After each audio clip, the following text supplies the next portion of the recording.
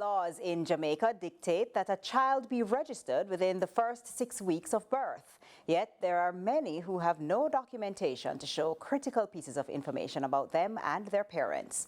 The situation becomes even more complicated for some children through no fault of their own. For this Inspire Jamaica, Curlin Brown knocks not on doors but on hearts as she engages in a conversation that should be of interest to all families. Reach out and touch somebody's hand. Make this world a better place if you can.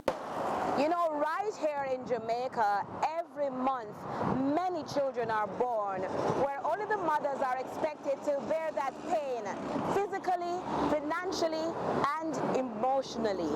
Women who mother children deemed to be different have it particularly difficult.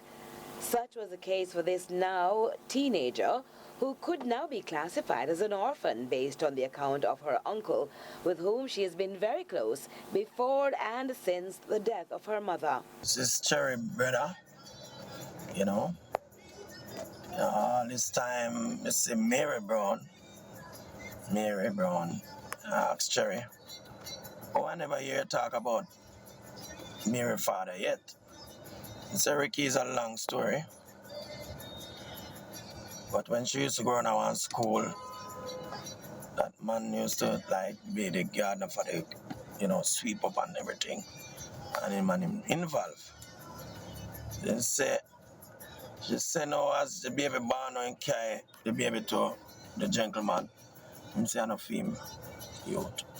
Him say Ricky me just lock him off like pipe, So she just do her thing, me do my thing, me do my part. I help her out, my brother help her out, my big daughter help her out. Yeah, and that's all.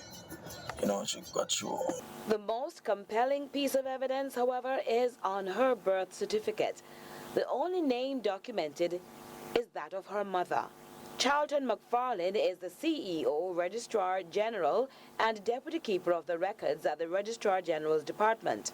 Every child, ideally, should be loved by their parents, right? And that may be your role in life to care for this child and to enable this child to function and to become an active part of society amidst whatever quote-unquote challenges they may be born with. Unfortunately, the missing father's particulars from birth certificates for children overall have been a worrying factor here in Jamaica for years. We're coming from a point where about 50% of fathers had their detail on their child's birth certificate, and I believe that is far below what we would want, right? Because there are actually significant benefits of having a complete registration, and in this case a complete registration is one that would have both parents' name.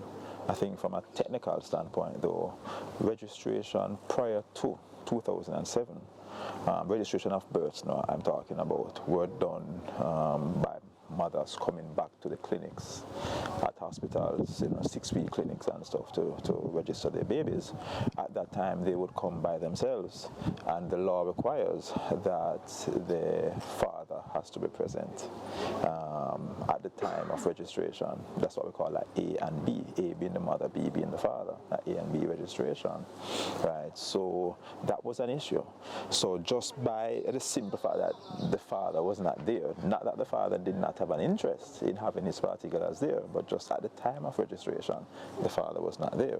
That's one reason. I think that's the main reason, because I can tell you that since 2007, when we now do registration of births at the bedside in the hospitals, then the percentage of fathers who now have their information registered on the child's certificate has increased. I believe the latest figures that I looked at would have been 2021. But going back to that figure, according to the RGD's actual annual statistical report, actually on average it's 2,700 births, of which the names of approximately 621 fathers would be added. would not be added. And we're talking about births per month. And that's nowadays because things have improved. Join me next time to hear the real benefits of fathers adding their names to their children's birth certificates. I am Carolyn Brown. Let's continue to inspire Jamaica. Reach out and touch somebody.